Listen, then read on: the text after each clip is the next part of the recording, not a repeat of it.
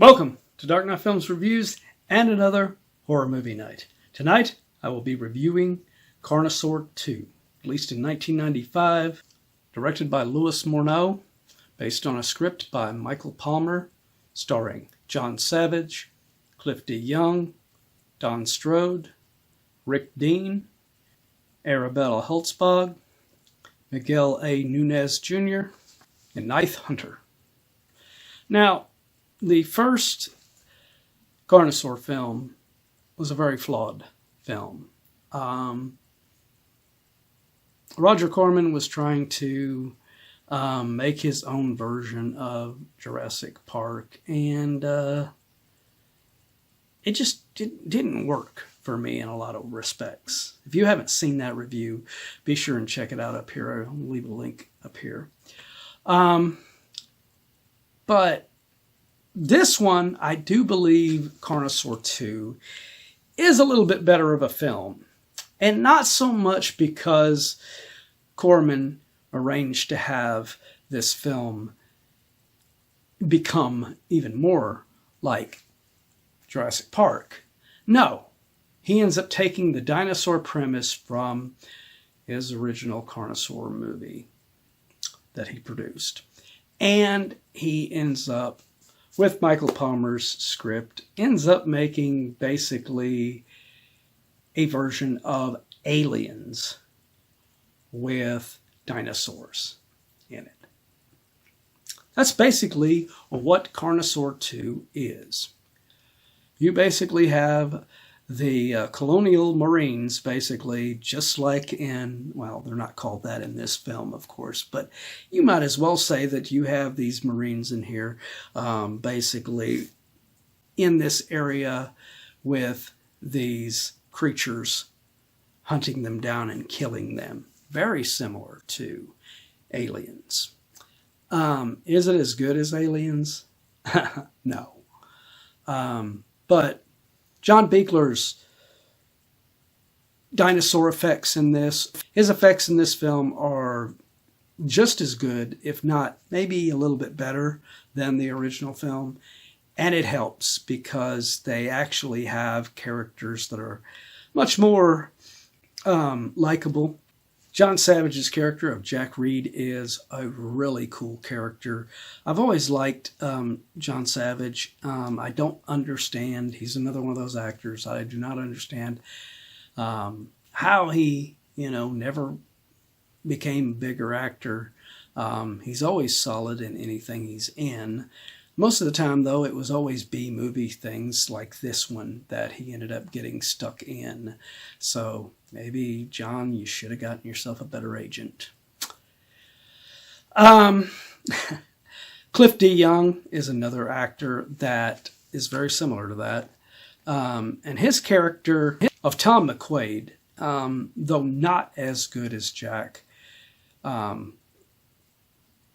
his character is a little bit more on the shady side, but he's always good. DeYoung is always good in anything he played. Very underrated actor. Don Stroud as Ben Keehan in this is really cool. Another actor that I've really always liked. This one, he's never really played anything ever big, ever a leading character or anything big in anything. His biggest claim to fame, I think, was playing one of the members of Buddy Holly's band in The Buddy Holly Story alongside Gary Busey. But he is very good in this one as well. Miguel A. Nunez Jr. is always impressive in his performance, no matter what he's in, whether he's in a major film playing a supporting character or whether he's playing in a B movie like this one playing a supporting character. He's another one that never played a major character, but he's always been solid as a good actor. Arabella Holzbog, I don't know who she, pissed off in this industry. She plays a character named Sarah Rollins in this, and I liked her in the film Stone Cold, but her character was done dirty in that film. This film, same thing. You would think, as attractive as this girl is and as good of a little actress as she is, she could get better story development in these films than just getting these stupid death scenes that she got it in Stone Cold, and in this she gets this sequence where she is attacked by the raptors, and they just she just basically falls down and lets them just rip her apart. And I just thought it was a waste of a really good actress here. I really like her, and I really liked her character earlier in this film. I thought she had some really good moments in there. But, yeah, waste of some good actors. But some of them really give some great performances that make this film a really enjoyable watch, though. And, like I said, the effects on the dinosaurs, although not as good as, Jurassic Park, John Biegler does a really good job on these effects in here. And much like the original ended with a big clash between Machine and the T-Rex, this one has a similar moment in there at the end of it. Going toe-to-toe with it in this Machine. I think it's a lot better than it was in the original film. I think this one plays out a lot better. And, of course, you don't get blue balls by the end of this film by having this shitty ending where all your heroes get blasted by these dipshits at the very end of the movie like the original film had. So that's definitely a plus for this one.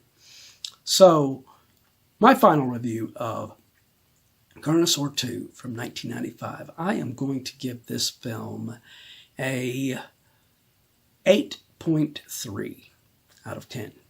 This is quite a good film. It just hurts that Arabella Holzbog was done so dirty in this film. And I think she deserves better than that as an actress. But what do you guys think of Carnosaur 2? Do you agree with my review? Do you disagree? Let me know in those comments down below.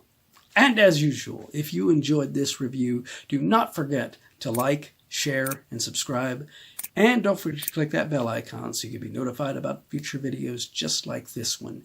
And while you're by the subscribe button, why not click that join button and become a Dark Knight fan?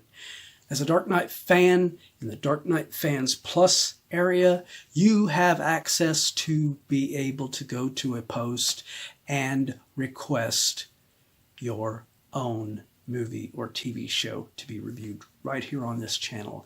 And when it gets reviewed, it will go up right in there on the Dark Knight Fans Plus area for all Dark Knight Fans Plus members to watch prior to it actually becoming live on this channel. And on top of that, you have the Dark Knight Films library in here where you can watch films, short films, featurettes, behind the scenes, interviews, and audio commentaries. There's a plethora of things that you can enjoy on Dark Knight Fans Plus. So if you're on the fence, check it out now.